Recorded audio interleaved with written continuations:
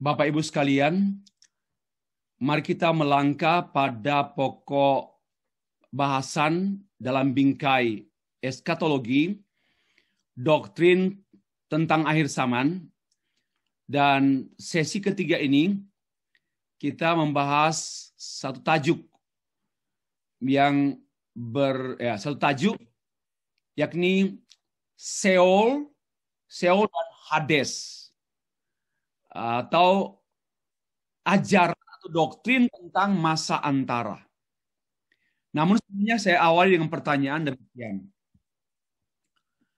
Dalam keadaan dan di mana tempat orang-orang, baik dia orang jahat atau orang yang baik, yang telah meninggal sejak zaman Adam, dan Adam sendiri juga, Hawa juga, Abraham, Nuh, Ishak, Yakub, Yusuf, Raja Firaun, Raja Herodes, kemudian di zaman Yesus, sampai orang-orang yang ada pada hari ini yang telah meninggal, sekarang mereka di mana?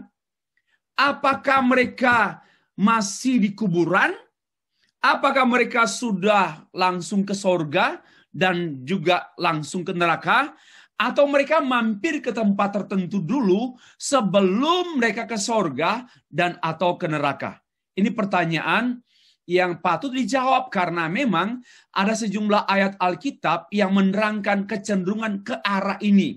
Ya, seolah-olah ada tempat tertentu sebelum ke sorga, sebelum ke neraka, ada tempat tertentu dulu, mampir dulu atau ke sana dulu, simpan dulu, atau ditampung di sana dulu. Nanti kemudian akan berlanjut perjalanannya ke sorga atau ke neraka. Ada pandangan seperti itu, dan ada juga indikasi seolah-olah seperti itu, seolah-olah loh Bapak Ibu. Nah, tema kita berkenaan itu Seol dan Hades, masa antara. Kita membaca satu bagian Alkitab. Saya tidak baca lengkap ya. Lukas 16 ayat 19 sampai 31. Kita tahu bersama mengenai kisah ini adalah parable atau perumpamaan mengenai orang kaya dan Lazarus. Ya, kita tahu bersama orang kaya itu hidup dengan kemewahannya. Lalu Lazarus adalah orang miskin yang hidup dalam keadaan kepapahannya, sampai harus datang meminta roti, meminta makanan kepada orang kaya. Lalu suatu waktu matilah orang miskin itu, lalu dibawa oleh malaikat-malaikat ke pangkuan Abraham. Nah, Pak, apakah pangkuan Abraham ini sorga atau sebelum ke sorga ada pangkuan Abraham? Kita harus dipangku oleh Abraham. Nah, kalau yang mati 2.000 orang, apakah 2.000 orang dipangku oleh Abraham? Apakah tidak terlalu berat dan kemudian pahanya Abraham cukup? Kan dipangku. Nah, inilah kelemahan harafiah. Kalau Bapak Ibu menafsirkan secara harafiah, inilah kelemahannya. Pertama, kita malu. Yang kedua, nggak bisa jawab. Jadi tidak boleh semua Alkitab ditafsirkan secara harafiah. Ya, wow, Abraham itu baru 2.000, dan yang sudah meninggal sejak zaman Adam sampai sekarang berapa saja miliar orang di dunia yang sudah mati, lalu harus dipangku oleh Abraham. Kalau pengertian penafsirannya harafiah, ya betul-betul ya tidak betul. Ya, lanjut. Kemudian ayat 23, orang jahat itu juga mati, dikubur, ya, dan sementara ia menderita sengsara di alam maut, Hades. Nah ini, di alam maut. Jadi Hades itu alam maut. Dia menderita sengsara. Ia memandang ke atas, dan dari jauh dilihatnya Abraham dan Lazarus dulu di pangkuannya. Kasihan ya, ini kontras sekali. Orang di luar Kristus dan orang dalam Kristus. Sangat kontras. Ya, di bumi oke, miskin, tak berdaya, banyak kelemahan.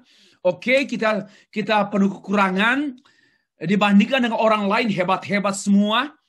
Tetapi ini satu perumpamaan yang mempunyai pengertian poin analogi yang perlu kita ketahui. Bapak Ibu yang dikasihi Tuhan, mari kita lanjutkan pada masa antara. Bapak Ibu, masa antara ini, kondisi orang yang telah mati di masa antara atau intermediate state antara kematian dan kebangkitan pada akhir zaman. Kematiannya tahun lalu, kematiannya 2000 tahun yang lalu, kematiannya 3000 tahun yang lalu. Lalu mereka di mana?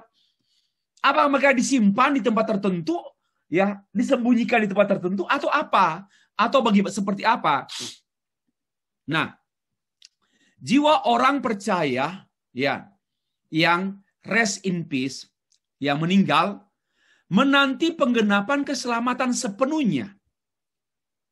Ya, keselamatan sepenuhnya. Dan jiwa orang yang tidak percaya sangat menderita, menunggu kesempurnaan penderitaannya. Coba lihat. Dia sekarang sudah menderita, tapi ternyata penderitaannya belum sempurna. Coba, Bapak Ibu bayangkan saja. Seperti apa kesempurnaan sukacita Bapak Ibu? Coba, sukacita, bahagia, damai, sejahtera, kesenangan, kemenangan. Seperti apa bayangannya? Sukacita sempurna di surga. Lalu, seperti apa gambaran Bapak Ibu mengenai penderitaan yang sempurna? Sempurnanya sengsara.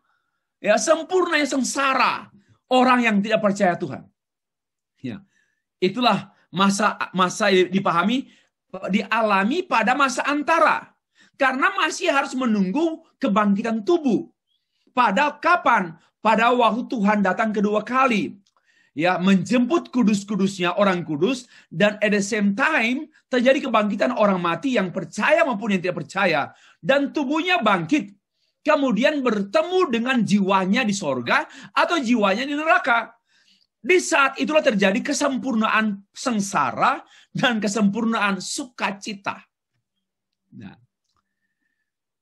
pandangan demikian dipegang oleh gereja, sehingga muncul juga pandangan-pandangan api purgatori, api penyucian.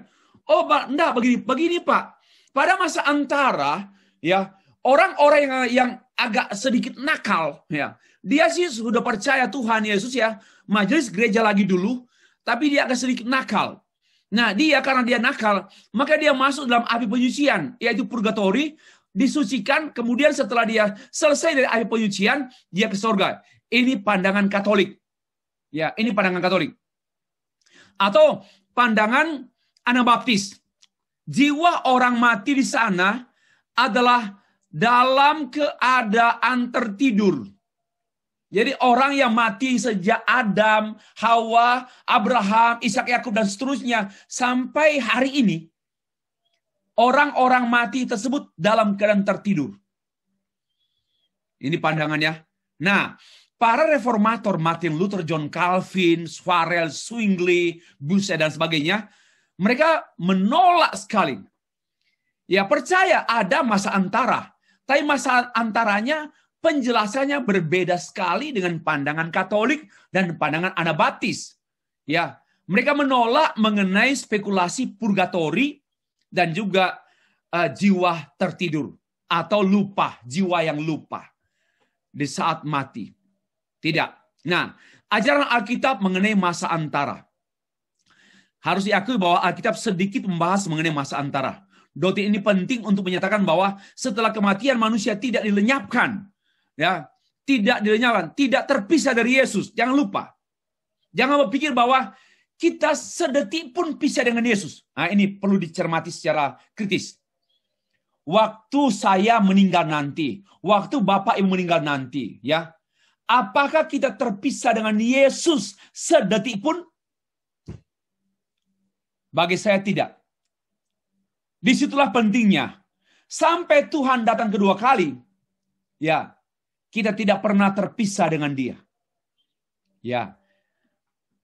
Perjanjian baru, kita menemukan di sana jiwa sebagai pusat kehidupan baru manusia tentu ya. Kehidupan batinia. Karena jiwa adalah unsur yang tak terlihat. Yang melampaui batas-batas lahiriah, ya, batas-batas lahiriah yang juga hidup. Sebenarnya Bapak Ibu, memang kita tidak bisa memisahkan, Pak, mana sebenarnya yang hidup? Tubuh yang hidup atau jiwa yang hidup? Tidak boleh dipisahkan. Hanya memang kalau tubuh tanpa jiwa mati. Jiwa tanpa tubuh hidup, tetap hidup. Karena jiwa tidak pernah mati. Dengar baik-baik. Tubuh tanpa jiwa mati. Ya. Jiwa tanpa tubuh, jiwanya tetap hidup. Ini yang perlu diingat. Tetapi sebenarnya yang namanya tubuh dan jiwa tidaklah dapat dipisahkan. Itu namanya pribadi. Itu namanya person. Itu namanya orang seutuhnya. Kalau tubuh tanpa jiwa, mayat, benda saja itu. Ya. Lalu kalau jiwa tanpa tubuh, dia itu ada hidup, tapi dia tidak di sini. Ya, dia kembali kepada penciptanya. Oke. Apakah ke A atau ke B? Nah, lalu muncullah kata Seul. Ya, kata Seul. Ya, meninggal materi, kematian seseorang, tubuhnya itu yang adalah materi terpisah dengan jiwa yang adalah hidup. Ini pengantar. Mari kita perhatikan selanjutnya ajaran Alkitab mengenai masa antara. Jiwa psike dalam Perjanjian Baru menjelaskan bahwa manusia akan tetap hidup setelah kematian. Dan janganlah kamu takut kepada mereka yang dapat membunuh tubuh tetapi yang tidak berkuasa membunuh jiwa. Takutlah terutama kepada Dia yang berkuasa membinasakan baik jiwa maupun tubuh. Kalau bagian awal menyebutnya membunuh, tapi Tuhan itu tidak membunuh, melainkan membinasakan. Ya, kalau membunuh belum tentu binasa. Ya, banyak orang percaya dibunuh, tapi nggak binasa karena hidup terus. Ya, demikian juga orang yang tidak percaya tidak binasa jiwanya dalam pengertian tidak hilang jiwanya, tidak punah, tidak nihil. Ya, tapi tetap ada, hanya kan dalam hukuman neraka. Dan ketika anak domba itu membuka meterai yang kelima, aku melihat di bawah mezbah jiwa-jiwa mereka yang telah dibunuh oleh karena firman Allah dan oleh karena kesaksian mereka miliki. Jadi orang-orang yang telah dibunuh, tapi jiwanya tidak mati. Ya, mereka telah dibunuh, tapi firman Allah mereka itu adalah masih terlihat hidup, tetapi tubuh mereka sudah mati. Jiwanya masih ada.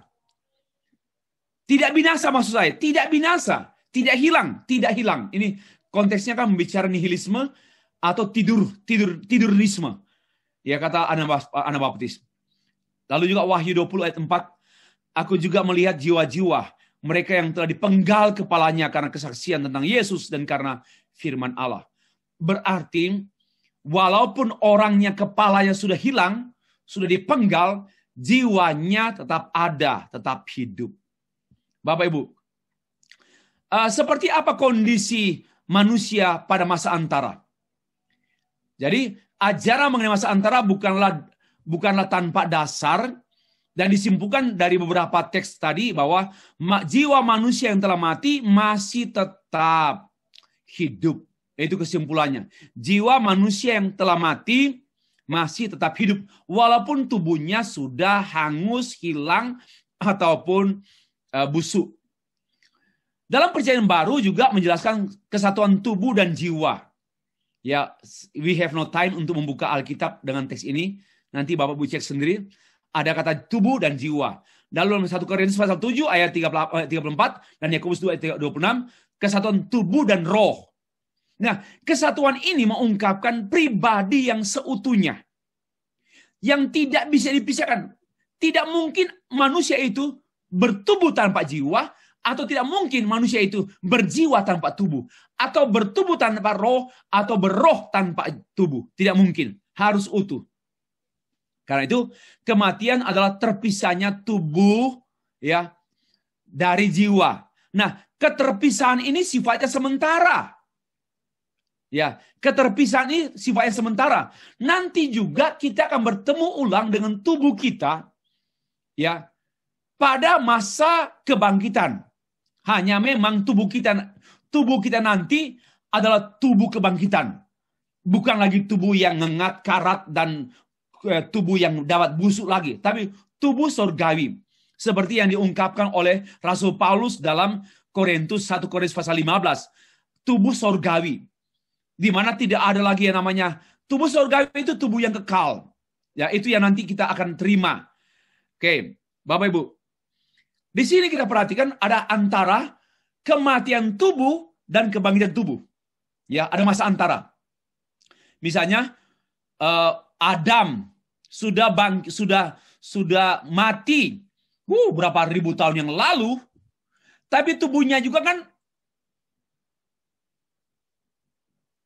mati. Tapi kemudian kemana? Kemana tubuhnya? Ya, jiwanya ke sorga. Atau pandangan orang lain, Pak, dia mampir dulu, Pak. Belum di sorga. Belum sungguh-sungguh sorga. Ya, itu pandangan orang. Tapi kalau saya sudah langsung ke sorga. Namun, dia masih harus menunggu tubuhnya. Sehingga keselamatan yang sempurna belum terjadi. Maka itu kata consummation nanti pada waktu kebangkitan tubuh. Tubuh Adam nanti dibangkitkan. Pak, dia kan sudah hilang tubuhnya. Nah, Allah terlalu mudah membangkitkan dia. Apalagi dari tidak ada menjadi ada, apalagi yang pernah ada, yang kemudian tidak ada. Masa Tuhan tidak bisa membuatnya? Kebangkitan tubuh. Saya sudah sebut tadi malam ya. Biarpun nanti ada orang Kristen, orang percaya yang kena bom teroris dan tubuhnya terhancur, terpecah-pecah dan terpencar-pencar sampai tidak sempat dimakamkan lagi. Nah, pertanyaannya Pak, bagaimana dia dengan waktu kebangkitan? Tetap dibangkitkan dari tubuh yang sama kita dulu, tapi tubuh yang diubahkan, yaitu menjadi tubuh sorgawi, tubuh kemuliaan. Nah, tubuh sorgawi, tubuh kemuliaan, itu yang berkali-kali itu dikemukakan oleh Rasul Paulus dalam surat Korintus. Bapak Ibu, ajaran Alkitab mengenai masa antara, Seol, ini PL, artinya kematian, atau kuburan, atau dunia orang mati, arti Seol. Ya, Seol, dunia orang mati, ini adalah figuratif meaning, arti figuratif, arti penggambaran, bukan arti harafiah. Ya, bukan arti harafiah, bukan kuburan yang kita kubur nanti dan di tanah atau dimasukkan dalam kotak atau masukkan dalam peti, bukan. Tapi ini kuburan dunia orang mati. Itu namanya. Coba perhatikan. Dalam Kejadian 37 ayat 35. Aku, Yakub ya, akan berkabung sampai aku turun mendapatkan anak-anakku dalam dunia orang mati. Seol. Juga 1 Samuel 2 ayat 6. Tuhan mematikan dan menghidupkan. Tolong beri perhatian. Tuhan mematikan dan menghidupkan. Ia menurunkan ke dunia orang mati dan mengangkat dari sana. Di sana dunia orang mati, kata Seol, dunia orang mati. Lalu kata Seol ada juga kubur, artinya kubur. Ya, kubur, tetapi bukan kubur harafiah, ini figuratif.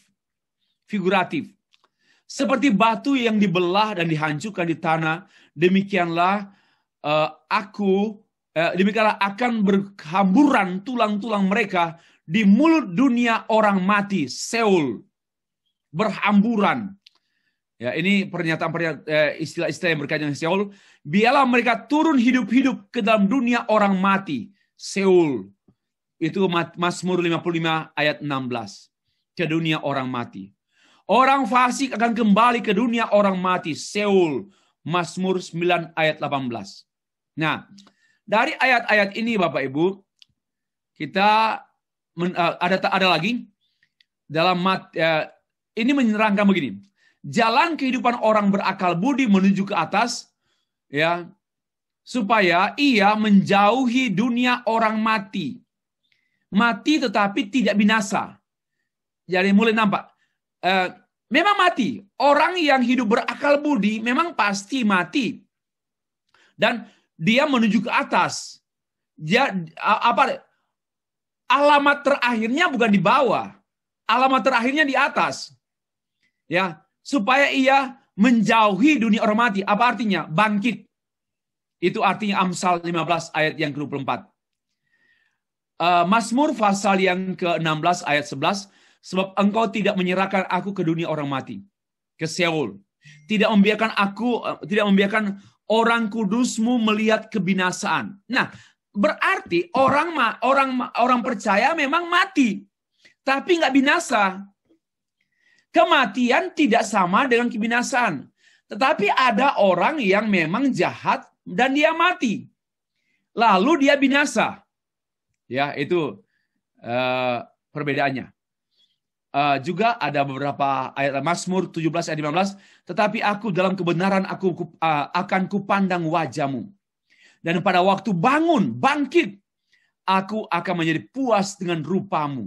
Ini kehidupan setelah kematian orang percaya. Waktu dia mati, ya, lalu dia bangkit, dia puas. Ya, kebenaran akan kupandang wajahmu dan puas. Selama kita di bumi, kita tidak akan pernah puas.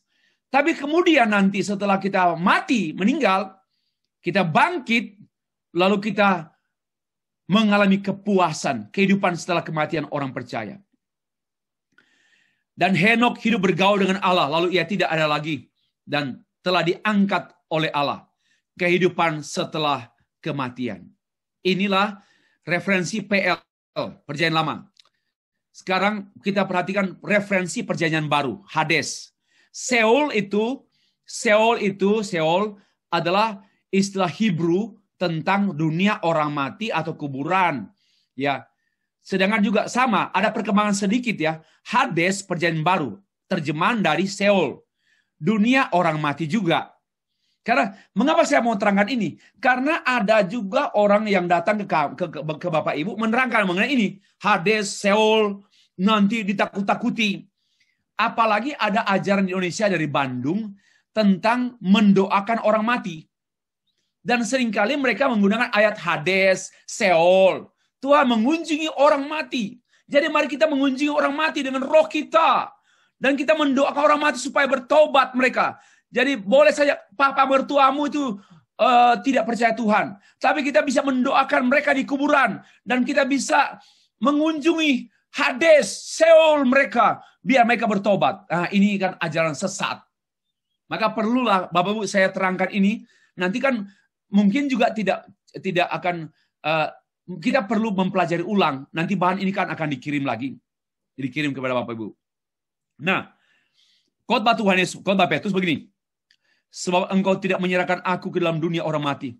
Dan tidak membiarkan orang-orang kudusmu melihat kebinasaan. Tidak ditinggalkan ke dalam dunia orang mati. Dan bahwa dagingnya mengalami kebinasaan. Ini bicara mengenai apa? Khotbah Petrus dalam Kisah Rasul pasal 2 ayat 7 dan 31.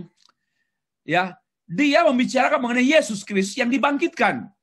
Bahwa memang dia mati. Tapi dia bangkit. Ya, kematian Yesus bukanlah kematian yang sampai pada kebinasaan. Tapi dia mengalahkan maut. Maka dia hidup. Demikian pula kita. Oke? Itu artinya, aku, Tuhan Yesus, memegang segala kunci maut dan kerajaan maut. Wahyu 1 ayat 18, Wahyu 6 ayat 8. Karena itulah bahwa dunia orang mati, apa artinya? Memang Tuhan Yesus itu pernah mati. Dan memang harus mati. Karena dia penebus. Tetapi dia tidak dikuasai oleh kematian. Buktinya dia bangkit. Dan mengalahkan maut. Mengalahkan kematian. Dia pernah melewati kematian.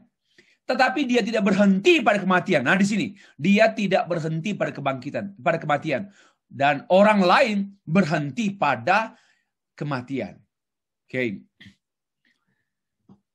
Yesaya 38 ayat 7 ayat 10, dan di atas batu karang ini, itu kutipan dari ada istilah sama yang digunakan baik Hades maupun Seol. Yesaya 38 itu menyangkut the gate of Sheol, pintu alam maut. Lalu Matius 16 ayat 18, the gate of Hades, pintu alam maut. Apa artinya? Gereja ini adalah proyek yang luar biasa, yang kekal, proyek selamanya, yang tidak akan pernah dikuasai oleh apapun, termasuk apalagi dan tidak dapat dikuasai oleh maut. Apa artinya? Tidak akan mati, tidak akan binasa. Gereja itu proyeknya bukan proyek kebinasaan. Dan selama-lamanya, karena orang percaya di bumi, dia tidak binasa, hanya mati, namun hidup kekal. Itulah artinya the gate of Hades. Orang kaya dan Lazarus, ya tadi saya bahas di pangkuan Abraham, orang kaya menderita sengsara di alam maut dan di Hades. Hades itu maut.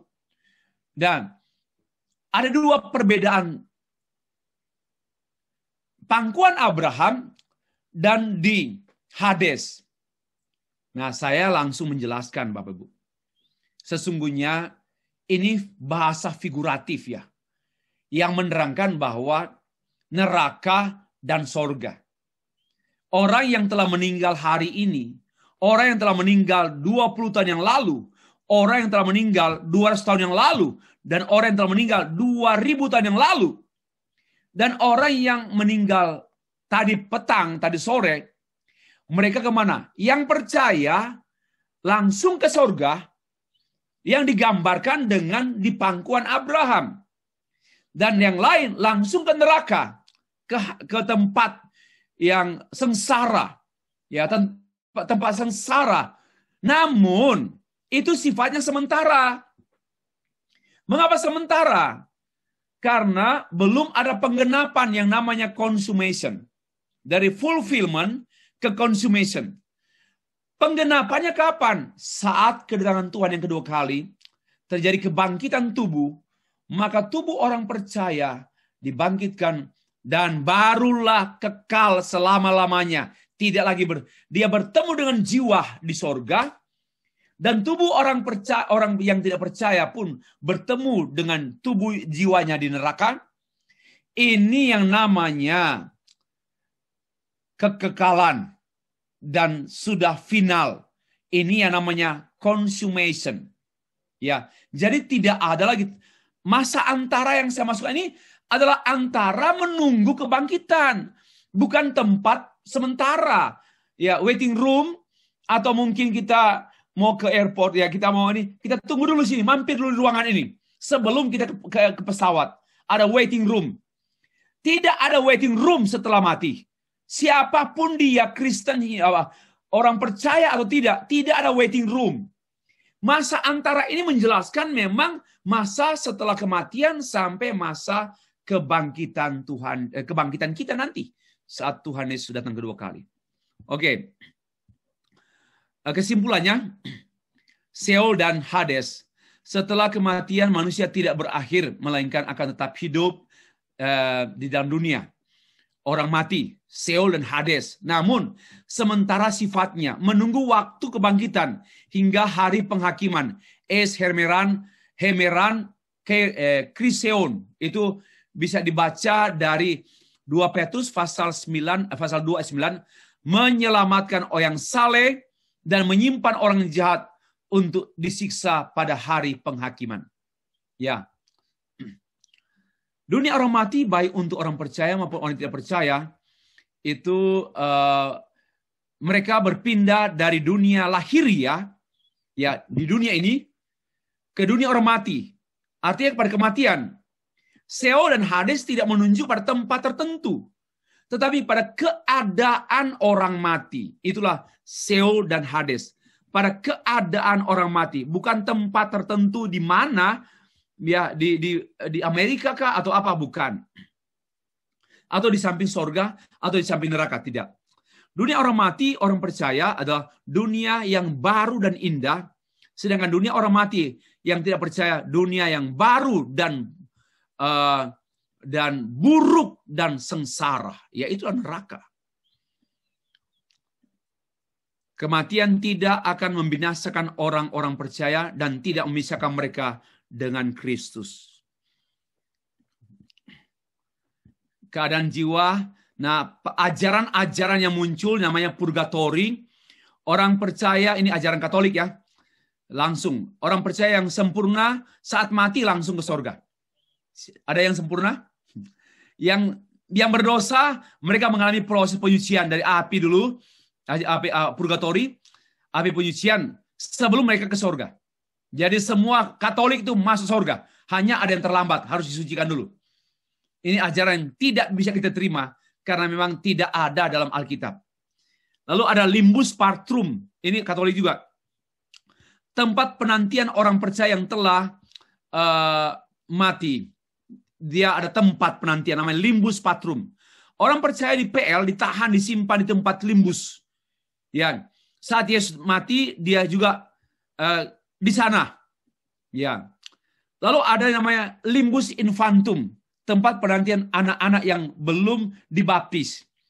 Yaitu anak-anak, biarpun dia Katolik ataupun tidak Katolik, orang beragama non-Kristen pun non-Katolik, kalau mereka mati di saat bayi, maka mereka akan disimpan di tempat limbus infantum.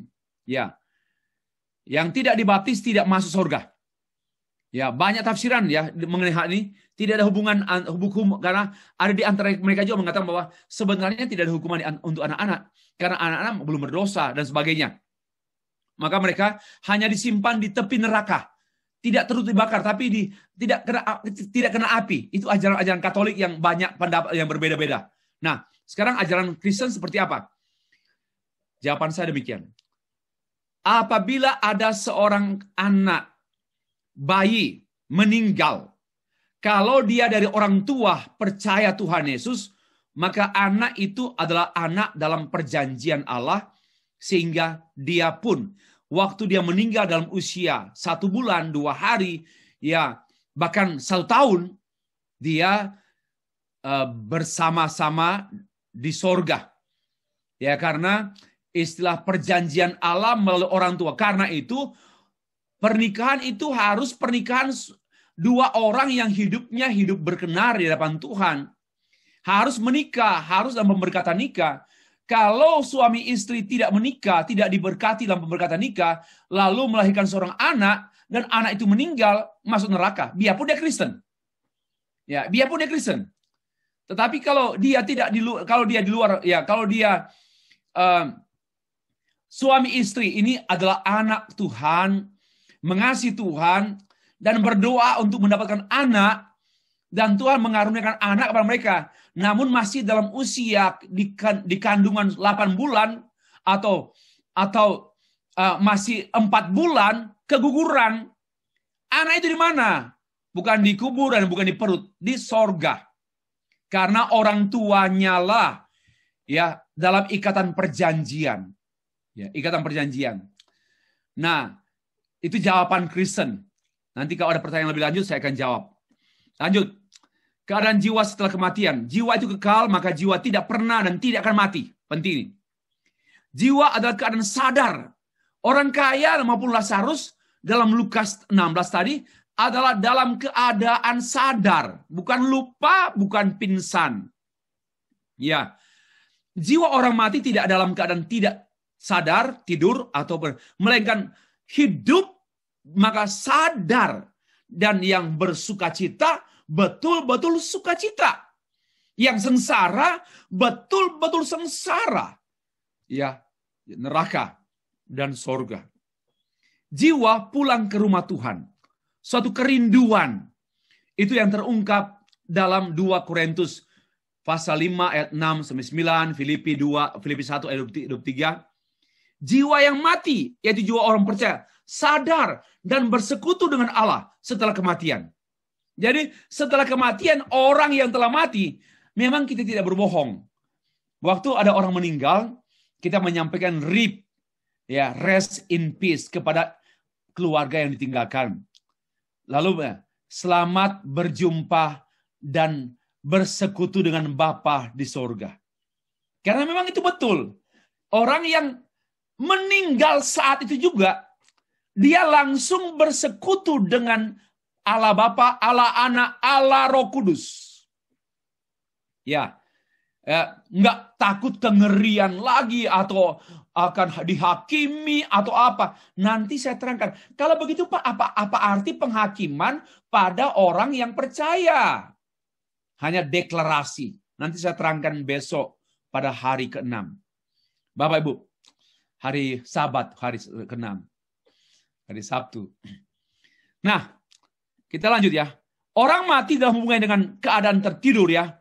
Dalam itu memang ada dalam Alkitab bahwa Matius 9 ayat 24, Kisah Rasul 7 ayat 20, ayat 60, 1 Korintus pasal 15 ayat 51, 1 Tesalonika pasal 4 ayat 13, jiwa orang mati yang tidur. Tapi tidur yang di sini bukan dalam pengertian yang dipahami oleh Anabaptis. Artinya itu tidak beraktivitas fisik. Fisiknya sudah tidak beraktivitas lagi. Why? Yang beraktivitas jiwanya. Orang matinya ini tidak beraktivitas, sedang tidur. Itu bahasa figuratif. Orang mati sedang tidur. Nah, kadang-kadang kan gini, ada orang mati, katakanlah suaminya meninggal.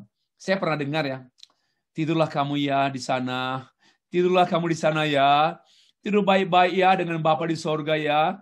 Ini saya percaya, ini ada pengaruh ajaran yang seperti ini.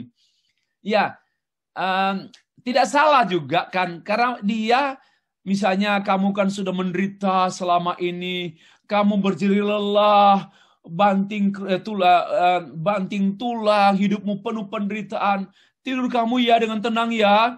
Jadi kata tidur itu artinya no more penderitaan. Nah itu artinya kata tidur orang mati tidur itu artinya tidak lagi ada penderitaan, tidak ada sengsara, tidak ada perjuangan, kamu damai dengan Tuhan. Itu artinya.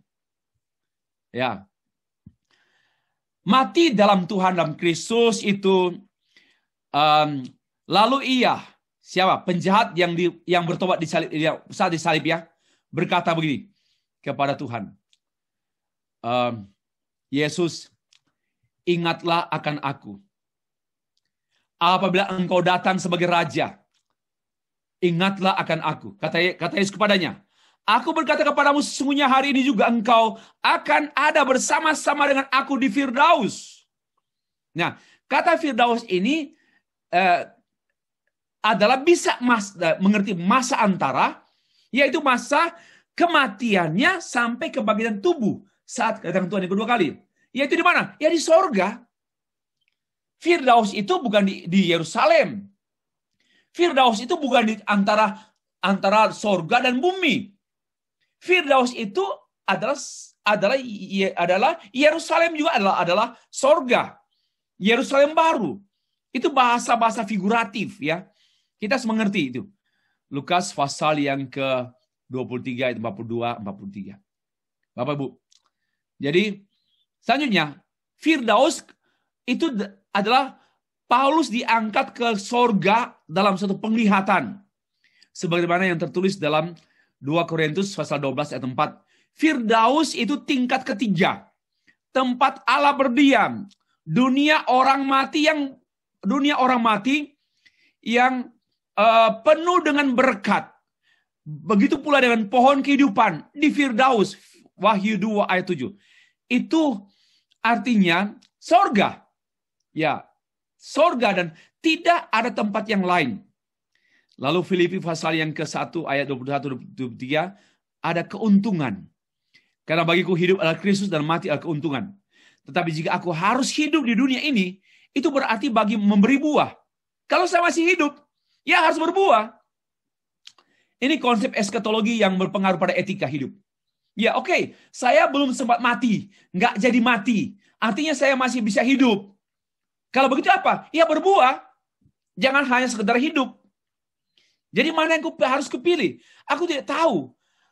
Aku didesak dari dua pihak.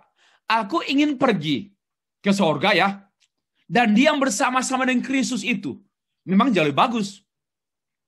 Tetapi dia juga masih di bumi, harus berbuah. Nah, di sini diam bersama-sama dengan Kristus memang jauh lebih baik. Apa artinya? Gambaran Paulus tentang sorga itu, tentang kematian ya, tentang kematian jauh lebih baik. Ya, karena di sana ada istilah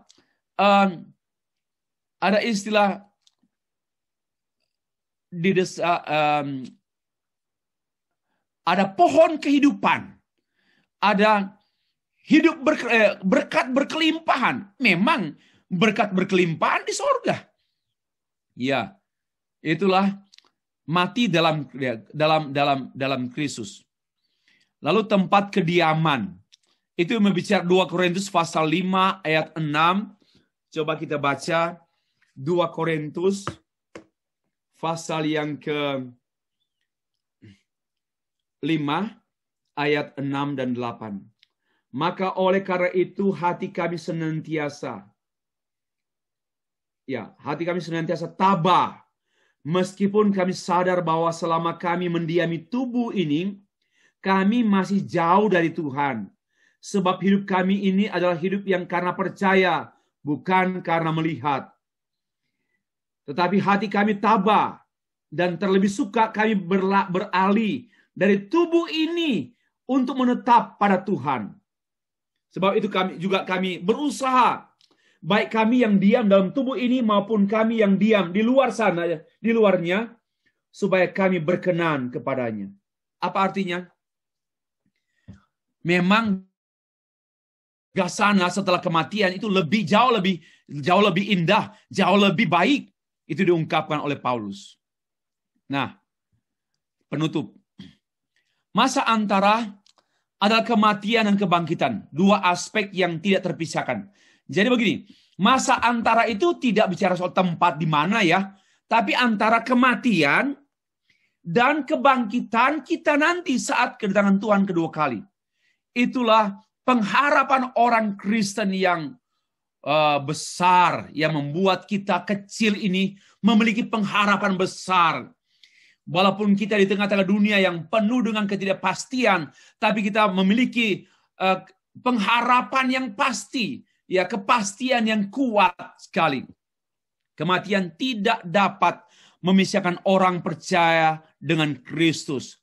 Ya, mati dalam Kristus, milik Kristus.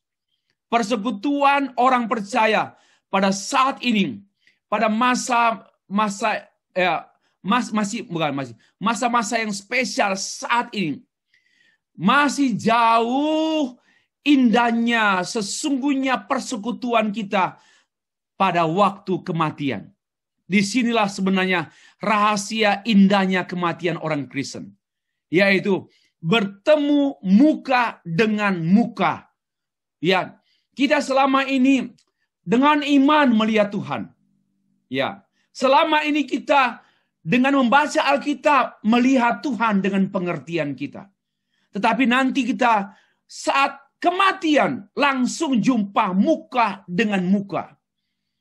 Wow, Bapak Ibu, ini kita tidak bertemu dengan artis. Kita tidak bertemu dengan idola kita.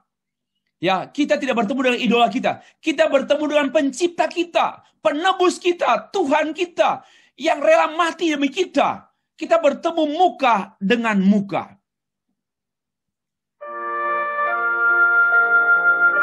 Kita akhiri kuliah ini dengan menyimak singkat lagu ini.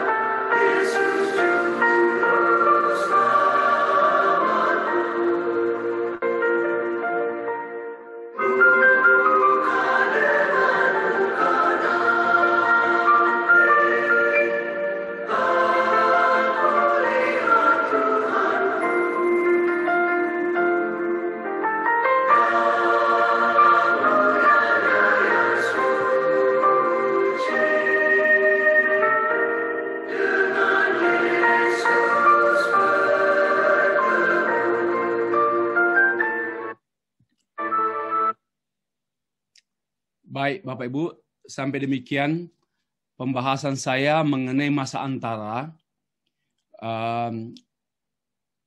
Kita akan lanjutkan dengan sesi yang keempat. Namun sebelumnya, saya kembalikan kepada moderator. Terima kasih.